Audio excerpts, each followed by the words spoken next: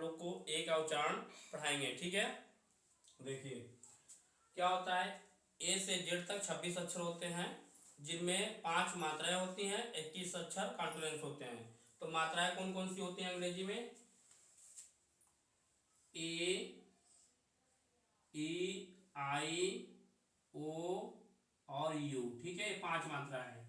तो हम लोग ए का उच्चारण पढ़ रहे हैं। किसका पढ़ रहे हैं? ए का उच्चारण पढ़ रहे हैं, ठीक है।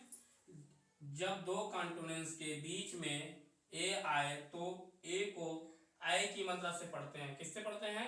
आई की मात्रा। जैसे यहाँ पे क्या लिखा हुआ है? बी लिखा हुआ, तो बी को हम क्या करेंगे? बॉ पढ़ेंगे। क्या पढ़ेंगे? बॉ। अब ए से क्या होगा? आई की मात्रा होगा। क्या होगा? आई की मात्रा। तो आई की मात्रा हो गया। जी से क्या होगा? गौ। क्या हुआ? बेग। क्या हो गया? बेग। अब जैसे यहाँ पे यच है, यच से क्या लिखेंगे?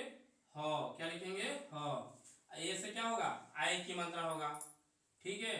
तो आई की मात्रा लगा देंगे। टी से ट। क्या हो गया? हैट। फिर एम से क्या हुआ? मो। ए से क्या होगा? आई की मात्रा। और न से नो। क्या हुआ? मैन। बी से बो। ए की मात्रा से ए से क्या हुआ? आई की मात्रा। बै। टी से टो, बैट। सी से को। ए से क्या हुआ? आई की मात्रा। टी से क्या होता है? टो। क्या हुआ? कैट हो गया, ठीक है।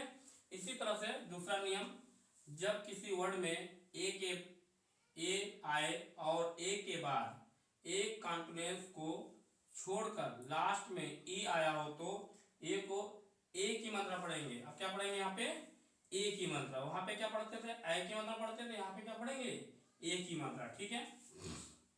जैसे बी से क्या हुआ? ब हो गया। अब यहाँ पे ए के बाद क्या है? के है।